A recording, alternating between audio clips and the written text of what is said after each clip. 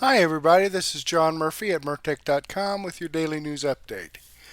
Alright, I've updated my site for the final time today for May the 17th in the year of our Lord 2024. I've updated with over 50 no-nonsense, common sense, logic, and truth videos. The kind of information that you're not going to get from the mainstream media. Let's come over here to Murtech on Rumble. And this is the video you're looking at right now. Live stream. Let's click into this and pause that, close this live chat out. And right here in the description box, as you can see, this is the video. Slide down here, click the show more button, and it'll expand it out. Have great information from McWattersaffect, Timcast, Stephen Gardner, and Awaken with JP. But before we get into that, I want to give a shout out to KK Trip 2, who just started following my channel. TR Perrin just started following my channel. Suits Me also just started following my channel. TR Perrin started following my channel and gave me a great comment. So did Debbie BS, gave me a comment on my Vivek Ramaswamy video. And Jedi0524 also gave me a comment. So let's give that a thumbs up there. And let's get into the live stream. Okay, McWattersaffect, Comer finds new Biden family bank accounts, issues subpoena for Hunter bank records. Let's take a listen to this. Utterly amazing. The amount of corruption that family is into, yet they're prosecuting Trump for non-crimes. We'll get into that in a little bit.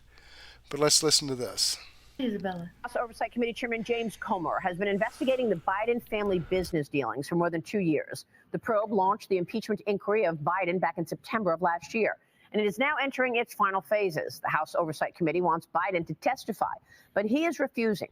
Back in March, Comer sent this letter to Biden. Quote, the committee has accounted for over $24 million that has flowed from foreign sources to you, your family, and their business associates.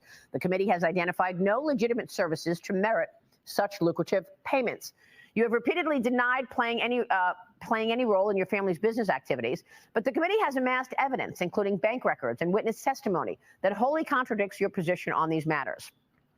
The committee has identified and successfully traced money from foreign transactions, including from China, straight to your bank accounts. Certain checks have been described as loan repayments. However, the person who provided you free bookkeeping during your time as vice president did not remember any evidence of a loan from your accounts. Joining me now is the man himself leading this investigation, Kentucky Congressman and Chairman of the House Oversight Committee, James Comer. Mr. Chairman, thanks so much for joining us this morning. Good morning, Maria. Where does this investigation stand? Well, hopefully we're in the final stages. This morning, I issued a subpoena for targeted financial information from a certain financial institution related to Jim Biden, Sarah Biden, and Hunter Biden. This is a result of many of the documents that Devin Archer turned over. Remember, we subpoenaed and he turned over 3.7 million documents never before been seen by any of the IRS investigators, the Securities and Exchange investigators, or any of the different groups that have been investigating the Bidens for years and years and years. And we've been able to connect some dots, we believe, that will finally answer pretty much every question we've had about the source of these shady transactions that went into the Biden family members and what role exactly Joe Biden played in that role in his family's shady business dealings. So you've sent out the subpoena this morning to a major bank? Yes, that is correct. And what specifically do you want to know from this bank in terms of these documents that you're looking for to connect those dots? We believe we found new accounts. And remember, the number of bank accounts that we've discovered over the past year and a half since I've had subpoena power, since the Republicans flipped the House, is unbelievable. I mean, I don't think you would find very many people that have billion-dollar net worths that have as many different bank accounts as this Biden family had. Many of these were shell companies, as you and I have discussed, Maria, companies that sole purpose was to launder the money that the Bidens were receiving from China, from Romania, from Russia, and never one time through the course of this entire investigation, even during the depositions with Hunter Biden and the transcribed interview with Jim Biden, were they able to answer exactly what the family did to receive this money. So we believe we found some more accounts that will answer some more questions, and hopefully we can prepare to close this investigation and present our findings to the American people. How many bank accounts are associated with Joe Biden? With Joe Biden, well, that's been a harder nut to crack there. We found some accounts, we found some different expenses and things like that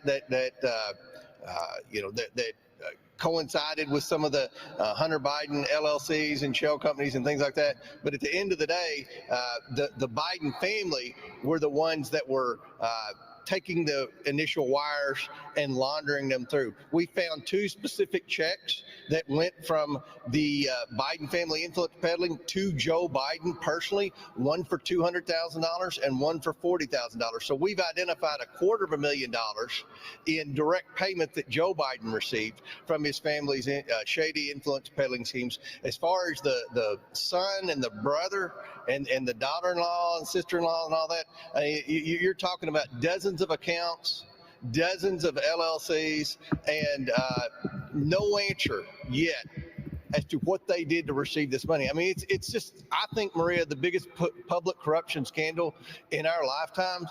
And the fact that so many in the mainstream media don't want to write about this. And remember, Tony Bobulinski testified at our last hearing that what the money was from China was a bribe from the government of China to the Biden family, that there was no legitimate business there. So I think we found a lot of information. Hopefully this subpoena will be some of the last bits of information that we have to be able to finalize this report and present it to the American people. I have the Tony Bobulinski transcript in front of me. It is really damning. But look, you've made a couple of comments this morning. You said money laundering, you said bribery, you said influence peddling. Obviously, Mr. Chairman, these are very, very serious charges, and the White House is denying it. How will you prove it? Yeah. Well, we're going to present the American people with a report, hopefully very soon.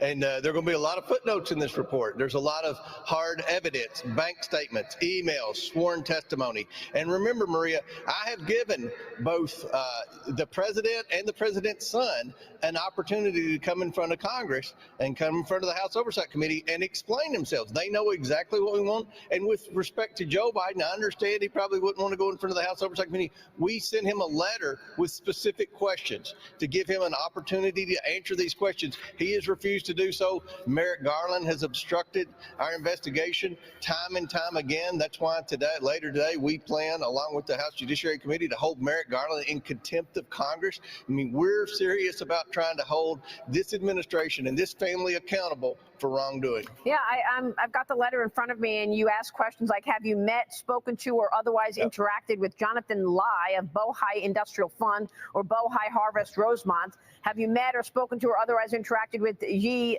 Jianming of CEFC? I assume you know the answers to these questions. We know the answer because we've had interviews and depositions with many witnesses. So when you have witness testimony, when you have emails, when you have photographs that were found on the laptop, the evidence is overwhelming that Joe Biden was involved, and as 3 different Biden associates have testified, Joe Biden was a central figure in the Biden family influence peddling scheme. He knew full well what his family was doing, and some have even suggested that he was the closer, that he would go in when either Jim Biden or Hunter Biden had made their pitch as to why they needed to invest in the Biden brand, that Joe Biden would then appear, shake hands, have a conversation, have dinner, just so the people that were paying the Bidens would know Joe knew exactly what was going on. If you were paying the Biden family for the Biden brand, you were buying Joe Biden, and Joe Biden wanted to make sure all the shady people who sent the shady wire transfers through all the LLCs to the Biden family, they wanted to know that Joe Biden was front and center, and I think that the evidence will prove that. Again, very, very serious charges about the commander-in-chief, particularly now when we are in 2 wars around the world, and we're wondering if in fact we should be seeing different policy with regard to communist China. Have you heard back from the White House on any of this? Have you heard back from this? This letter was dated March 28, 2024. Have you heard back in any answer for any of this? No, we have not heard back from anything. In fact, the information that we've requested from the Department of Justice, from the National Archives, complete obstruction. Mr. Chairman, I want to ask you about the other investigation that is underway. You're investigating the White House's so-called push to boost voter registration. Earlier this week, Attorney General Merrick Garland said that his election threats task force has accelerated its work. And we know that Merrick Garland said that he vows to fight voter ID. Specifically, what are you investigating with regard to voters and this upcoming election? Well, one of the things we're doing is we're trying to follow the money, much like we've done in the Biden family investigation. We're trying to identify bank accounts that we can subpoena to see who's paying for many of these campus protests, voter registration drives, things to influence the election. We know that the White House, that voter registration drive they're doing federally, they're using your taxpayer money to do that. We need to start talking about that and bitching about that, because that's bullshit. And they're saying it's you're muted, Lisa, just in case. Yeah. Thank you. They're trying to say it's bipartisan. If it was bipartisan, then Merrick Garland wouldn't be trying to go after states that have voter ID laws, right? Which is, I think, altogether, 31 states have voter ID laws, I think, in the United States. And he certainly wouldn't be going after people, states like Texas, Georgia, and others who have voter integrity laws in place to make sure that only legal people vote. He's going after all that. And he's working with Mark Elias and the rest of the Democrats to try to do something with this election so they could steal it. Yeah. I mean, you can, I mean, at this point, everybody can see through their BS. I mean, I'm sorry, but I mean, I do believe in the rule of law with this, and they do have their rules they have to follow, and I respect James Comer for doing what he's doing. But at this point, like, it is a lot of talking, and people are tired of the talking. We're ready to see action because they have evidence. I know evidence keeps coming out, but I mean, look at Mike McCormick, Matt. I mean, he's an eyewitness, and he hasn't even been called. Like, come on, guys. I mean, at some point, they need to move this along. Yeah. But sorry, that's just. Yeah. Well, there ain't much left to the video, but let's go ahead and watch the rest of it. It's about another minute or so. The Department of Justice, the FBI, they're doing everything they can to try to come up with some kind of Russian collusion. Maria, they've been on that for a long time. But we know that there are millions and millions of Americans that have crossed our southern border illegally. We believe that one of the reasons for this is the Democrats hope to get many of these voters, in fact, in some of these swing states, registered to vote in time to have an impact on the presidential race. So we're closely identifying the voter rolls in certain states. We're trying to follow the money to see who's paying for many of these political activities that would involve illegal voters, and we're going to do everything we can to ensure that we have a safe and fair election this fall. And they better. That's all I got to say. Like, I don't know, the Democrats continue to pour gas on this fire, And it's not just up to these guys in Congress. They represent us. So we've got to back them up, And we've also got to remember that, they're probably afraid of these agencies too, because we don't know what's going on in the background. And I'm not saying don't speak your mind and stand up. What I am saying is maybe a little bit of grace and mercy, for these people, because some of them, like Comer and Jordan, I really do think they are trying to do the best they can with the crap they've been handed, so. Well, they also have a Justice Department that's not willing to prosecute people that lie, not willing to make sure that they get this get the information from subpoenas they're supposed to be getting. They're not doing anything to enforce it, and that's the reason they're going after Merrick Garland now. I got a Merrick Garland response to him perhaps being in contempt of Congress. Let me go ahead and bring the video up. And W. Daisy Girl Williams, I agree. I watched it, loved it. The Justice Department is a fundamental institution of our democracy. People depend on us to ensure that our investigations and our prosecutions are conducted according to the facts and the law and without political influence. You didn't know the law. We have gone to extraordinary lengths to ensure that the committees get responses to their legitimate requests. But this is not one.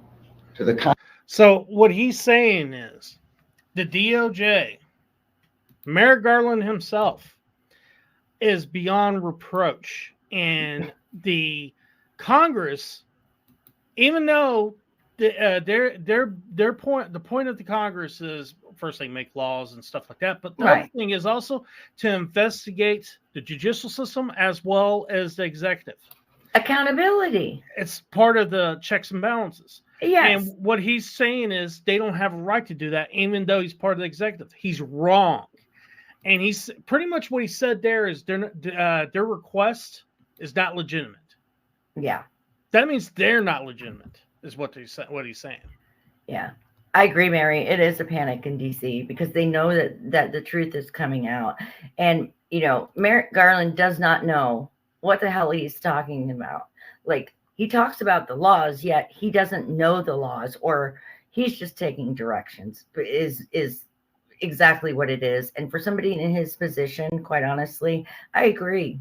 It's the word on the screen. I absolutely agree. Contrary, this is one that would harm our ability in the future to successfully pursue sensitive investigations.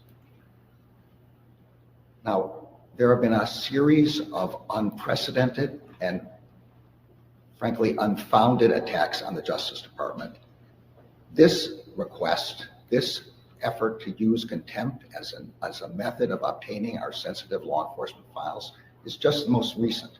The effort to threaten to defund our investigations and the way in which there are contributions to an atmosphere that puts our agents and our prosecutors at risk, these are wrong. Look, the only thing I can do is continue to do the right thing. I will protect this building and its people.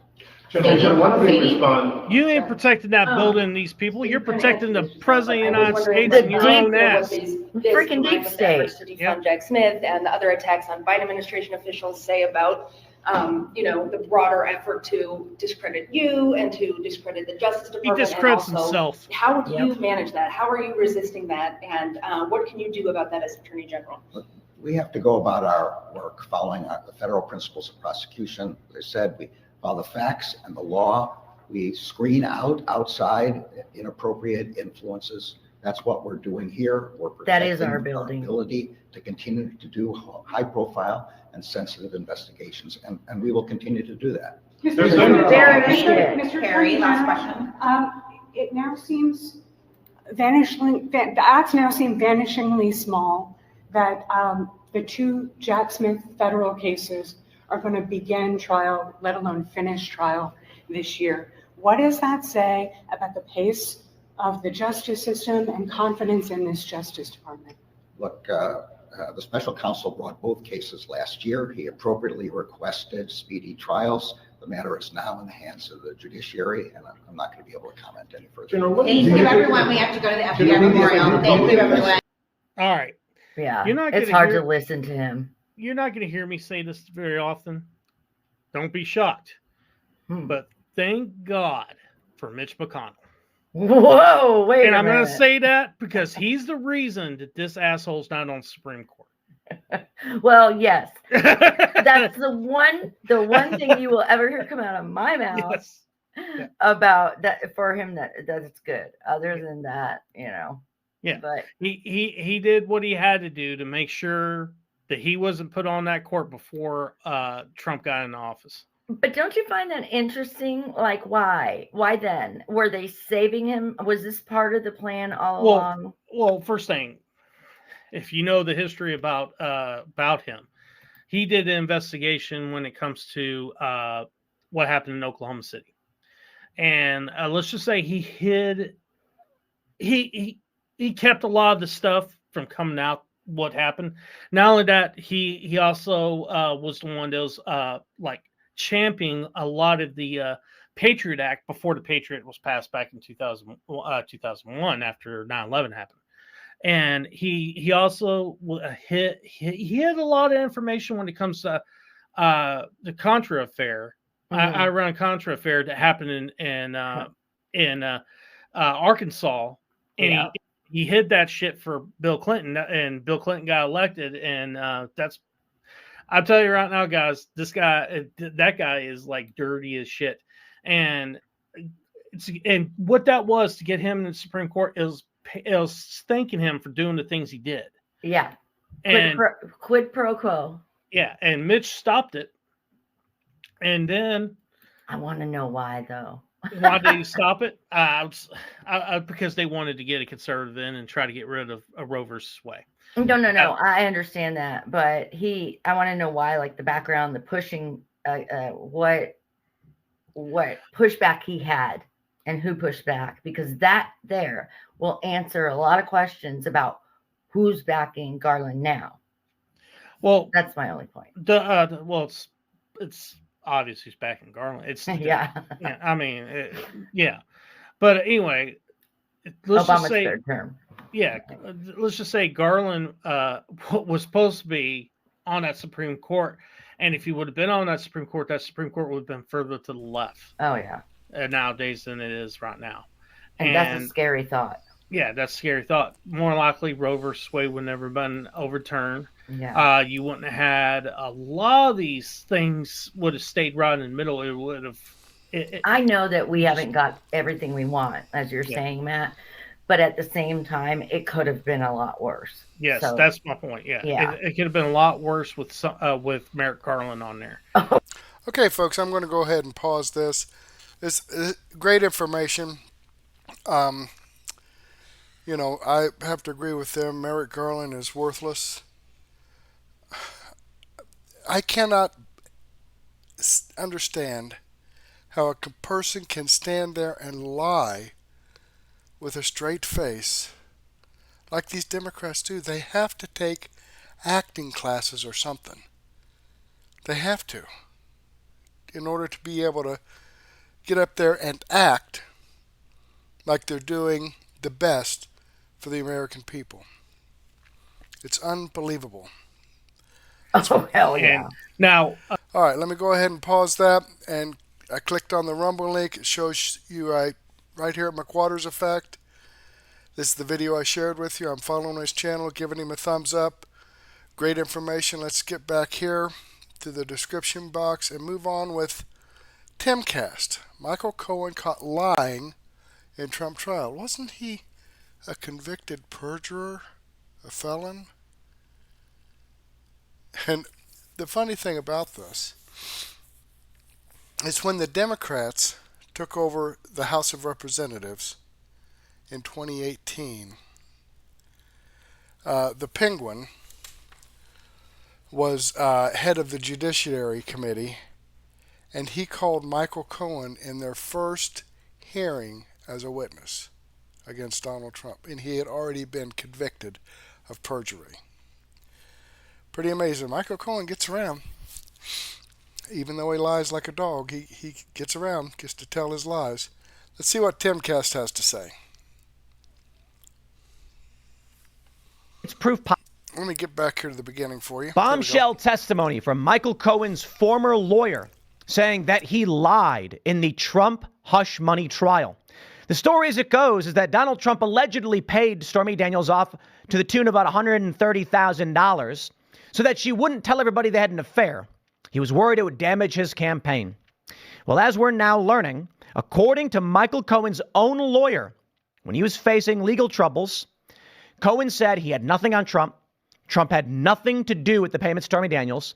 Michael Cohen was desperate to get back into the inner circle of Trump, so he took out a home equity loan, paid off Stormy Daniels, hoping to endear himself to Trump because he was worried Melania would be embarrassed. That's it. He said over and over again, I have nothing on Trump. This lawyer, and this is fascinating, this guy, Robert Costello, testifying under oath, saying, Michael, if you have anything on Trump, I will get you out of your legal troubles. And Michael says, I don't have anything on him. Absolutely remarkable. Now, we know that Stormy Daniels' testimony was a lie because Bill Maher pulled up the interview with her where she said, no, there's no Me Too. I did it of my own volition. He was just going to pay me off. In court, she's saying, oh, but he was bigger than me and I was shaking and I blacked out. Lies. And that's according to what Bill Maher said. Now we have sworn testimony from Michael Cohen's former lawyer outright saying Michael Cohen is lying. Now, I can't say definitively it's proof positive, but I believe this is evidence beyond a reasonable doubt. A lawyer swearing under oath and testifying to Congress, Michael Cohen was trying to get into Trump's inner circle, took out a home equity loan, paid off Stormy Daniels, and then just billed Trump. Trump had no idea. Talk about smarmy. The reason why I think it makes the most sense, and I believe it's evidence beyond a reasonable doubt, is that when you line up all the pieces in the Cohen history, a guy who worked for Trump, who said he was doing all of these things for Trump, a guy who has been described by other people in Trump's inner circle as someone who he thought he was Mr. Fix-It, but only after he broke it. The picture being painted all lines up. Michael Cohen was trying to get in Trump's inner circle, was desperately trying to give Trump whatever, chasing after him, sees this opportunity with the Stormy Daniels thing and thinks to himself, this is it. I'm going to be a go-getter. I'm going to take care of this for Mr. Trump. He's going to hook me up. What happens? Donald Trump does not choose Cohen for his administration. Cohen is furious. The feds go after Cohen, desperate to get something on Trump, as this lawyer Costello is testifying. And then Cohen says, I'll say anything you want me to.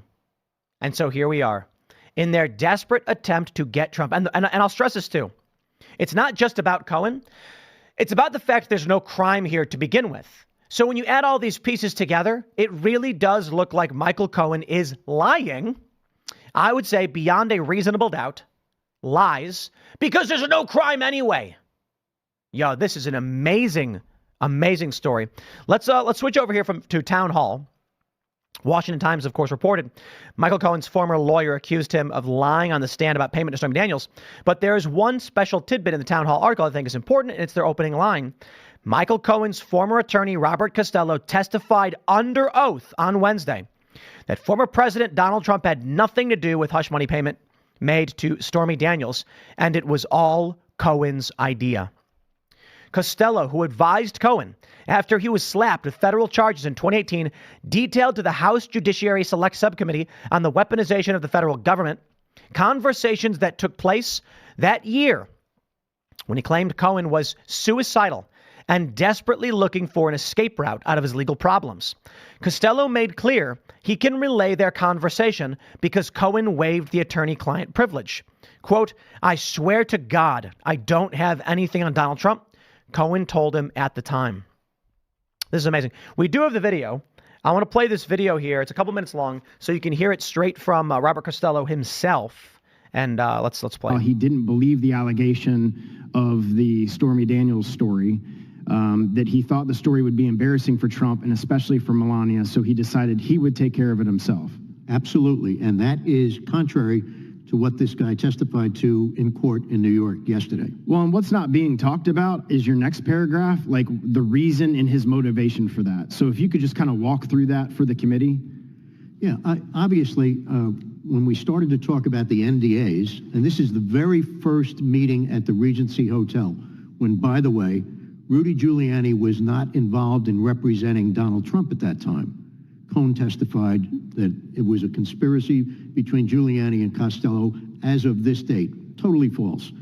In any event, he also said that he didn't discuss the Stormy Daniels matter with us, and he certainly did. I specifically asked him, because he kept on going back saying, I can't believe they're trying to put me in jail for these NDAs. So I said, Michael, tell me about the NDA. Tell me about Stormy Daniels. What did you do? He said, I got a call from a lawyer representing Stormy Daniels who represented that she was going to testify that Donald Trump had sex with Stormy Daniels. Michael Cohen said, I didn't believe the allegation, but I knew that such an allegation would be terribly embarrassing. He said it would be embarrassing. He focused on Melania Trump. He said, I didn't want to embarrass Melania Trump. He said, that's why I decided to take care of this on my own. Right. I went back to that several times. You did this on your own? On my own. Did Donald Trump have anything to do with it? No. Did you get the money from Donald Trump? No. From any of his organizations? No. From anybody connected to Donald Trump? No. Where did you get the money? I took out a HELOC loan against my property. I said, why would you do that? He said, I didn't want anybody to know where I got this money. I didn't want Melania to know. I didn't want my own wife to know because she's in charge, he said, of the Cohen family finances. He said, if she saw money coming out of my account, she'd ask me 100 questions and I didn't want to answer any of them. It was clear after talking to him for several days after that, whenever we talked on the phone or in my office, that he kept on bringing up the subject that he felt he was betrayed by. So he felt he was betrayed by Donald Trump. I don't know what he was going to say, but that is true of Cohen. He thought Trump was going to give him a job. He thought he was going to be in the administration. He wasn't. And so now it's Cohen's revenge. Or actually, it could be much more simple than that. Now it's Cohen saying, I don't care. I just don't want to be in trouble anymore. And when the government is weaponized by Biden and these other individuals, they go after someone like Cohen. He says, I'll tell you whatever you want to hear. Just go easy on me. Take a look at this. This is, I believe, the Costello testimony. He says, I advised him the SDNY thought he had committed crimes that he might have evidence they could use for a prosecution of President Trump. I explained to Cohen how he was not the target of the investigation, but was a bump in the road, and that the U.S. Attorney's Office would run over him if it led to Donald Trump. I explained that if Cohen had truthful information that would implicate Donald Trump, I could get him out of his legal troubles by the end of the week if he cooperated against Donald Trump.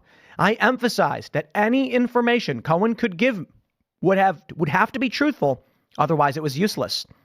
I did this numerous times during our first 2-hour meeting. Each time Cohen said to me, I swear to God, Bob, I don't have anything on Donald Trump. Cohen must have said this at least 10 times because I kept coming back to it from different perspectives. Cohen said that a lawyer for Stormy Daniels approached him and said Daniels was going to allege that she had sex with Donald Trump unless Trump was willing to buy her silence with a non-disclosure agreement. Cohen decided that while he didn't believe the allegation, he thought the story would be embarrassing for Trump and especially for Melania. So he decided he would take care of this himself. Throughout this 2-hour interview, Michael Cohen made clear that this payment to Daniels was his own idea, designed to try and get him back into the inner circle of Trump people in Washington. Cohen also said at least 20 times, guys, I want you to know I will do whatever the F I have to do. I will never spend one day in jail. They go on. Costello emphasized that when Cohen had the opportunity to resolve his own legal issues by implicating Trump, he didn't do so because he repeatedly told him he did not have anything truthful on him. But now that Cohen has gone to jail and lost his law license, he's on a revenge tour, Costello claimed. The U.S. Attorney for the Southern District of New York saw this and acted properly. The Manhattan District Attorney took a different route to become famous and to get Trump. Michael Cohen is simply not a credible man. I believe it. I believe that Cohen is just trying to, I believe all of it. Cohen was trying to endear himself. Now that it's not worked, he's saying, okay, whatever you want. Joe Biden selling T-shirts free on Wednesday. There's no real criminal case here. You want to know what I believe? We got a funny super chat last night on Timcast IRL where someone said, you know, ever since meeting Trump, Tim, you sound like you're in love with the guy. Oh, come on. I met Trump. He's a funny guy. He complimented my face. It was fun. Trump is he's got his own problems. He's a flawed individual, but he is the best president of my lifetime. And that's just a fact statement. I mean, in terms of the economy, the wars, you can criticize him for the bad things he's done, and that's fine. But I believe it is a fact to say that across the board, in terms of the things he was working on doing, the things that he had accomplished, it was better than Obama, Bush, Clinton, Bush again. That's my lifetime, right? So not that Trump's a perfect guy or anything like that, but I certainly believe this because, man, I got to tell you what. I have seen how people act around Donald Trump. Seeing him on stage at these rallies, seeing him at Mar-a-Lago, people rush to him, stand around him, desperate for his approval. They really do. I don't know if it's that people think that Trump has the golden key and he can unlock your life and boost you into the air. I mean, he could. A lot of people do that, people with influence and power. I imagine if Donald Trump came out, went on Truth Social and said, Michael Cohen is the best guy. He's fantastic. Good lawyer. This guy would be getting phone calls. His phone would ring off the hook. He'd be making money like crazy. Of course, that's not going to happen. But that's what Cohen hoped was going to happen. Now it would appear it's a revenge tour.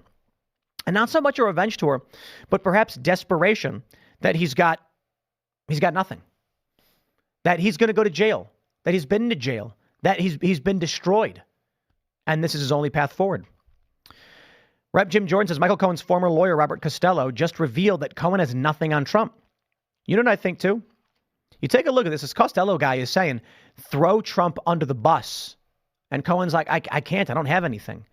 Apparently, Costello was saying something like, if you have anything, it's got to be truthful. He says, I emphasize that any information Cohen could give would have to be truthful. Otherwise, it was useless. And Cohen's like, I got nothing. And yet here we are today. Hypothetical. Maybe back then, this is back in, I believe, 2018, is, let me see if we have this. I believe it was, he represented him from April to July of 2018. Maybe the story is this. Cohen, hoping that Trump would give him a pardon and protect him, refused to say anything bad about the guy. It's a possibility. I'm not going to, I think it's silly to ignore these other potentials, but I think it's silly. Looking at who Cohen is and looking at what he's doing now, yeah, no, sorry, I don't buy it. Cohen comes off as a guy who is trying to protect himself and is this bad fart that follows Trump around, hoping that Trump will give him breadcrumbs. Or how about he's a pigeon walking around and hoping that Trump's going to throw breadcrumbs at him or something. That's what Cohen comes off as. Not as a guy who is trying to be loyal and protect Donald Trump. You take a look at his actions now. No, I don't believe it. I think what we're seeing right now with Costello basically saying, throw him under the bus. Cohen refusing to do it. That's exactly who Cohen is. Now, here's the crazy part of this whole story. NBC News reports Michael Cohen's testimony likely caps the prosecution's case in the Trump hush money trial. Prosecutors have said Cohen, Trump's former lawyer, is their final witness. It's unclear whether Trump will testify in his own defense. That's it? That's it? Wow. A couple weeks ago, as we're looking at this Trump trial, and we know there's no crime here. I mean, look, guys, it's wild. I think Trump is the right choice for president. I don't think that's bias. I mean, to a certain degree, perhaps, but you take a look at where independents stand on Donald Trump. You take a look at the economy, and it's just an issue of you don't have to like the guy. Trump is not a perfect guy. He's funny. People love the guy, and people hate the guy, but he's the right choice. It's not about, I think if you look at the facts between Biden, RFK Jr., and Trump, a reasonable person says, fact-wise, track record, all of these things, Trump is the right guy for the job. That's it. It's not about whether you like him or don't like him or don't like Biden. Under Biden right now, we've got inflation. Bidenomics is not working for a lot of people.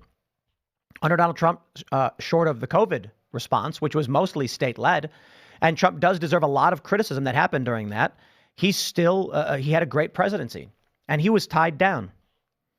I thought a couple weeks ago that they were going to wait for the last minute.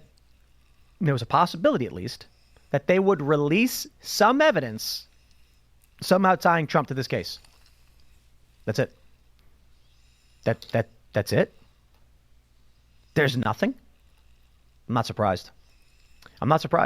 There's Okay, folks, let me go ahead and move on here. This information is just another example of the kangaroo court system of the Democrat Party. All these people that are persecuting Donald Trump are Democrat loyalists.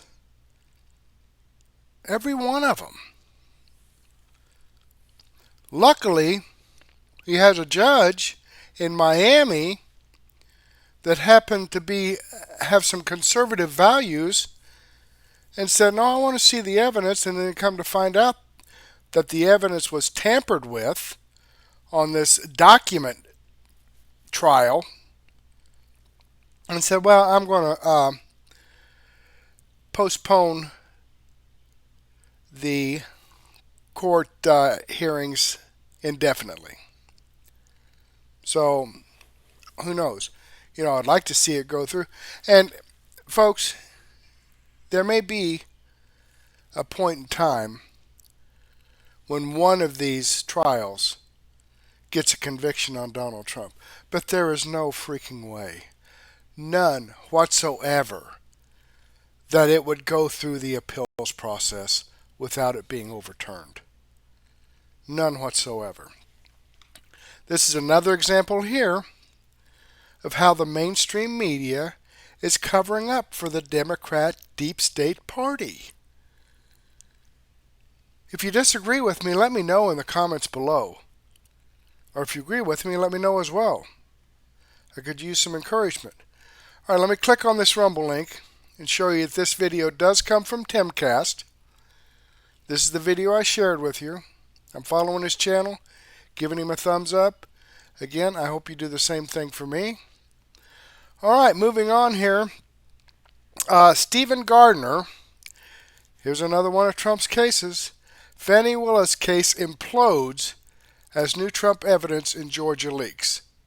Now, this was the situation here where Fani Willis, when it indicted Trump on RICO charges, conspiracy charges, because he questioned the results of the election in Georgia. Now, I've shared many times that there were over 160,000 illegal votes cast in Georgia. And that was just a quick investigation. One of his attorneys, in fact, I'm just going to go ahead and play it so you'll know exactly what I'm talking about, historical facts. Now, this was in December of 2020 when this video came out. Right here. Lawyer, right here, Giuliani Trump legal team testify in Georgia voter fraud. He's testifying here. Lawyer outlines multiple examples of illegal voting activity in Georgia. Nothing to see here, folks. Just move along. It's only about 1 minute and 40 seconds. 2,506 felons voted illegally in Georgia. 66,248 underage and therefore ineligible people to illegally register to vote before their 17th birthday, when the law requires 17 and a half years old. At least 2,423 individuals to vote who were not listed as registered. 1,043 individuals to cast ballots who had illegally registered to vote using a post office box. 4,926 individuals voted in Georgia who had registered to vote after their Georgia voter registration date, thereby canceling their Georgia voter registration. 10,315 or more individuals to vote who are deceased by the time of the election. 10,000 dead people voted. 395 individuals to vote in Georgia who had cast ballots in another state, which is illegal in both states. 15,700 individuals to vote in Georgia who had filed a national change of address with the United States Postal Service prior to November 3rd, 2020. 40,279 individuals to vote who had moved across county lines at least 30 days prior to Election Day and who had failed to properly re-register to vote in their new county after moving, also in violation of Georgia law.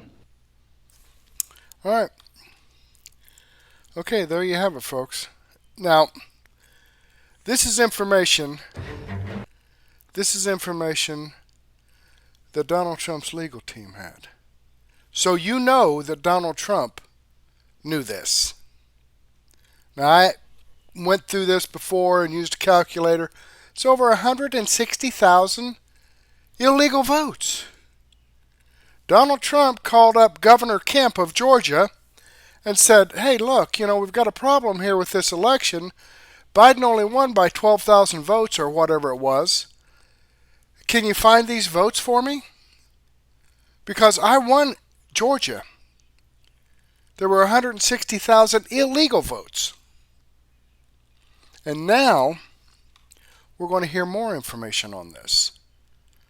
Okay? So Donald Trump had the right to call up the governor of Georgia and say, hey, look, what's going on? Can we have an audit? Can you find the votes I need to win? Because they were out there. There were enough illegal votes, probably for Biden. I don't know of many dead people that vote Republican. It's my understanding that when you're dead, you automatically vote Democrat.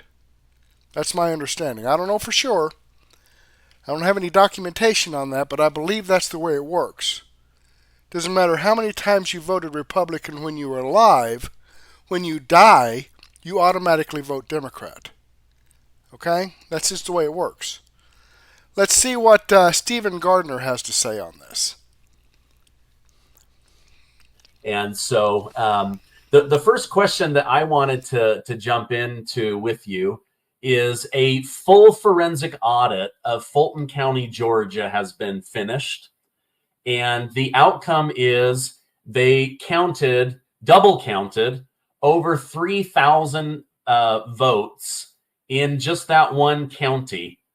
But I think the big bombshell that really lit the internet on fire was 380,761 digital ballot images from Election Day are missing. So either they never existed, they destroyed these images so that people couldn't see the actual ballots, signatures, who the people actually voted for. What do you make of this? And then second, why is Trump still on trial with homewrecker Fani Willis in light of these new details? Yeah, I mean, well, the reason this is going on is because we have a totally corrupt judiciary system brought to you by the Democrat Party and the Biden administration in particular. I mean, it's weaponized justice. Everyone said it, in different ways, but at the end of the day, yes, it's banana republic tactics. And what's so troubling too is, it takes a very long time to build a reputation for an individual, for a country, for anything. And it takes a devotion to excellence. And it takes one or two mistakes to bring that reputation, sterling reputation, crashing to the ground. That's why people used to have duels over their reputation, for example. That's how serious they took it. And so, yes, there's all of the specifics about just how bad this is in terms of corruption of the justice system itself, but it also tarnishes the reputation of the United States of America, of blind justice. And it's going to take a long time to build back that credibility. In terms of what's going on in Fulton County, I mean, what this goes to show, I mean, I think at the essence, a lot of people are sitting here now, and we were told when credible allegations were made after the 2020 election. I mean, we knew at the State Farm Arena in Atlanta that they lied about the fact that there had been some big leak, and it turned out to be a leaky urinal. And we had the actual video of the election watchers being dismissed late at night, being told we're done counting. And then nobody left. The counter stayed there. They pulled out the ballots, troves of ballots, and continued working through the night. And we saw that with our own eyes, and we understood what was going on, but we were gaslit and told that this couldn't happen. This was the, freest and fairest election. And now we're finding out that actually, given the very small number of votes total, when you look at these swing states and these counties that actually, given the electoral college system that handed this election to Joe Biden, you're now realizing that perhaps this was not a fair election, as many have been talking about, and people have been punished, their lives destroyed over this truth now that there was foul play in 2020. And if you think about as a someone who loves America, right? You look at the unprecedented damage that has been done to this country in just less than 4 years, and none of it should have taken place if we had done due diligence in 2020 with the elections. Yeah. I mean, it also came out that, close to 100,000 ballots in Pennsylvania were counted after Election Day. They were dated after Election Day or didn't have a date. Their court system now said none of those should have been counted. We then find out that the woman up in Wisconsin has been fired for printing and filling out and manipulating ballots. So, something is definitely fishy. I mean, for example, Trump's former attorney and friend, Rudy Giuliani, he's being sued for millions of dollars over these, we didn't stuff ballots through the machines in the middle of the night story. And yet you and I have seen the video. Probably most people watching this have seen the video. And now there's a forensic audit that has absolutely confirmed with the election board that there was duplicate counting of ballots. Well, look, intellectually, even at the gut, I think that what people are witnessing, of course, is if you actually did commit a crime and you were guilty, say, of stealing an election, what would you need to do to prevent people from investigating? You would have to take lawfare to the next level. You would have to do everything in your power to make sure that you bludgeoned anybody who would even think about drawing attention to what you did, to make sure that people self-censored as well, so that nobody talked about this so you could get away with it. And what's amazing is it's almost an admission of guilt, the Democrat Party's actions now, in terms of them going in where Trump, for example, is going into these different states and they're suing and saying, hey, you cannot count mail-in ballots. You cannot actually bring in more mail-in ballots after Election Day. Okay, they have to be in there which is not controversial at all. But you have Democrats going in and countersuing and trying to ensure that even after Election Day, mail-in ballots can be brought in. So this is how they won the 2020 election, and it's so overt and so obvious. And I just hope that the American people, given what we've experienced and our experience also in 2020, that people have more courage now, that they do not allow the Democrats to determine what we say and what the truth is, and to force us into this situation of self-censorship because of their, just insane response to these things. We can't allow them to do that ever again. And I think the American people are fed up. I mean, you look at this country, and I don't think there's any chance that Joe Biden can win fairly in 2024. Yeah, I agree with you. I don't think he won fairly in 2020. All right, I'm just like 7 minutes into this 28-minute video, so they've got more information about voting fraud. If you want to hear this, I mean, that's what I do here at Mertech.com. I give you bits and pieces. It'll be interesting.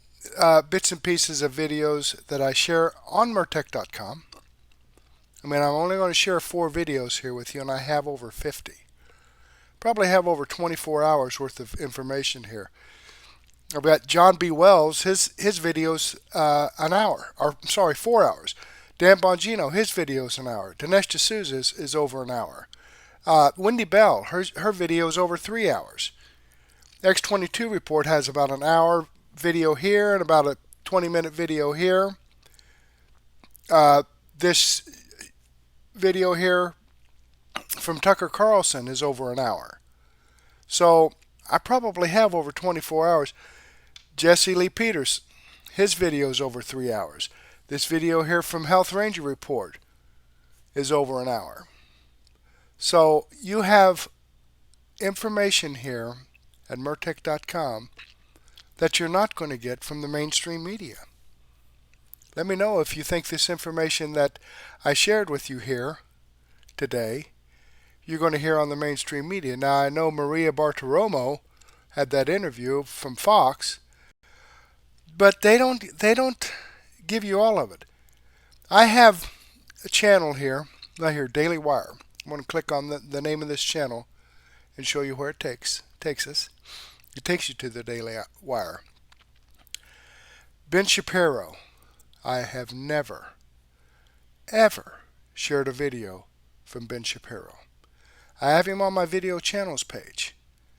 In fact, right here is where I go through and get the information to update my site multiple times a day, I might add, to update my site with new and fresh information for you. I have him here on my video channels page, and you can click on that, and it'll take you right to his channel. But I've never, ever shared a video from Ben Shapiro because he thought it was preposterous for Donald Trump to think that the election was not a free and fair and honest election in 2020. He thought that was ridiculous for Donald Trump to say. That was the last time I listened to Ben Shapiro, because it wasn't ridiculous. He was 800,000 votes ahead in Pennsylvania when they closed down the counting, and then he lost Pennsylvania by like 8,000, 20,000, something like that. Some ridiculous number. I've heard that there were over 200,000 votes cast in Pennsylvania, more than 200,000 votes, than there were registered voters. And you've got people like Bill Maher, the idiotic liberal, who still says that the 2020 election was the most fair and honest and secure election in American history. Even though 160,000 illegal votes were cast in Georgia, 200,000 more votes cast in Pennsylvania than registered voters, even though there were 380,000 votes that they can't find, they have no image for these votes. In Georgia? Amazing, don't you think? Okay, I'm going to wrap this up with Awaken with JP. A little lightheartedness, a little comedy, a little sarcasm. How they think of new things to charge Trump with. Alrighty. Probably hate feeling. Let me get back here to the beginning for you. Computer's all jammed up again. What can I do for you?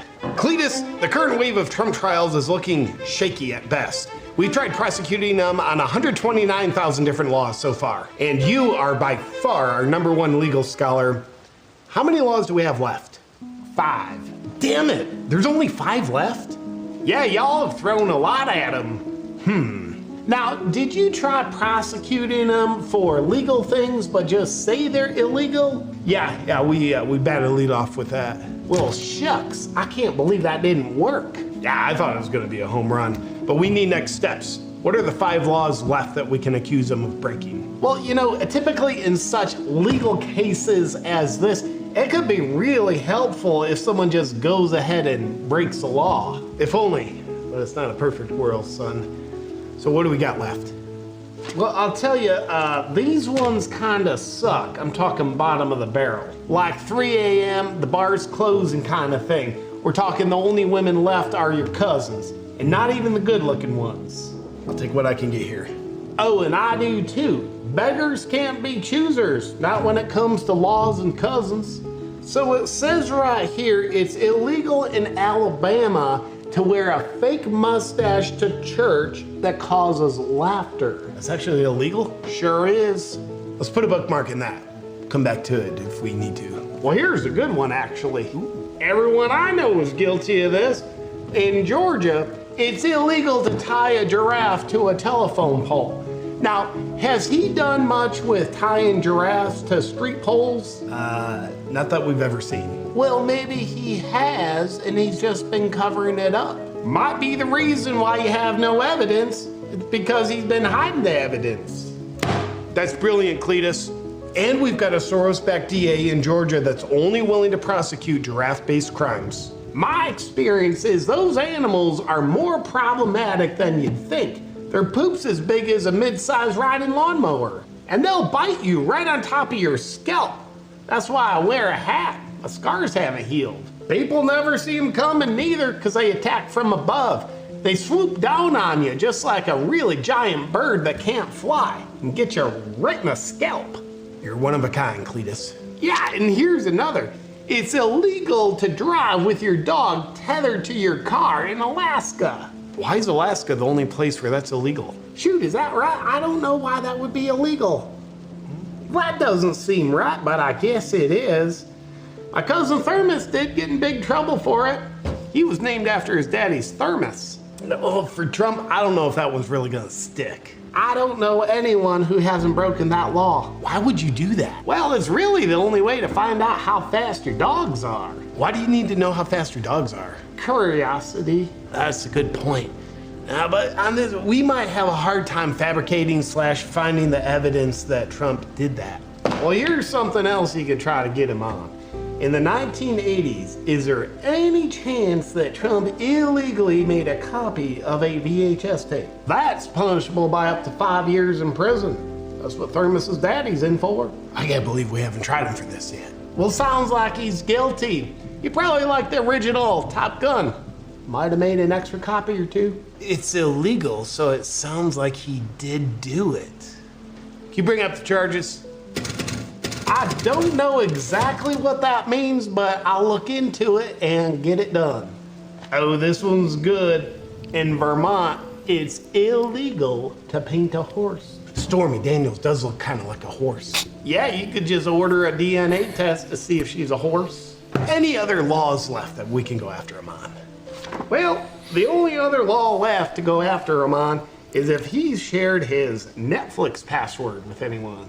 You're not supposed to share your Netflix password? I guess. Do you know what Netflix is? Think of it like your VCR. My VCR doesn't require no password. But yeah, in 2011, there was a law passed that prohibits it. All right. These all will be the next Hail Mary charges we bring up against Trump. Now, I'm sure society will be much safer once you get this criminal off the streets. And I might be a little optimistic here, but I think these will give us a much better shot at bringing them down than everything else we've thrown at them. It's been a little flimsy so far. You're a brilliant legal scholar, Cletus. You're far better than anyone else we've used. Well, that's what I'm here for. I just want to protect society from these dangerous criminals that disguise themselves as law-abiding citizens by strictly obeying all laws at all times. I think we finally got him. Okay, folks, and I'm sure that's pretty close to how it happens. Get somebody in there like Cletus. All right, clicking on the Rumble link, it takes us to Awaken with JP. I'm following his channel, giving him a thumbs up. Again, I hope you do the same thing for me. All right, coming back here to the description box. Let me do a refresh here on the screen, see if I have any live chats or anything. Okay, no live chats. Let me pause that. You do the same thing for me. All right. Okay, I got 41 people watching here and 5 thumbs up. So, folks, if I could get 36 of you to slide down here and give me a thumbs up, I would greatly appreciate it. Okay, looks like I've had 219 people look at it so far. Let me close this out and open the description box again. And let me remind you, folks, here, these videos that I shared with you do come directly from the producer's channel. Okay, full disclosure, I don't receive any commissions or any royalties for sharing this information out. I do it to give you the opportunity to hear the truth. You know, I generally share 3, 4, or 5 videos in my nightly live stream so that you can have a variety of truth rather than the lies and propaganda that you're being fed from the mainstream media. This is your one-stop shop for no-nonsense, common sense, logic, and truth. Murtech.com. The link is in the description box down here. It's first link, Murtech.com. Here's a link to my Rumble channel. Here's a link to my BitChute channel. Here's a link if you want to help support my channel and my site to keep free speech alive. Also, here's a link to my locals community if you'd like to join that. Greatly appreciate it. So, if you wouldn't mind, to share this information out, I would greatly appreciate that as well. I do want to thank you for your time. Hopefully I'll get to see you again tomorrow, 8 p.m. That's my normal time. I was running a little late tonight. But hopefully I'll get to see you tomorrow. Thank you again, and may God bless.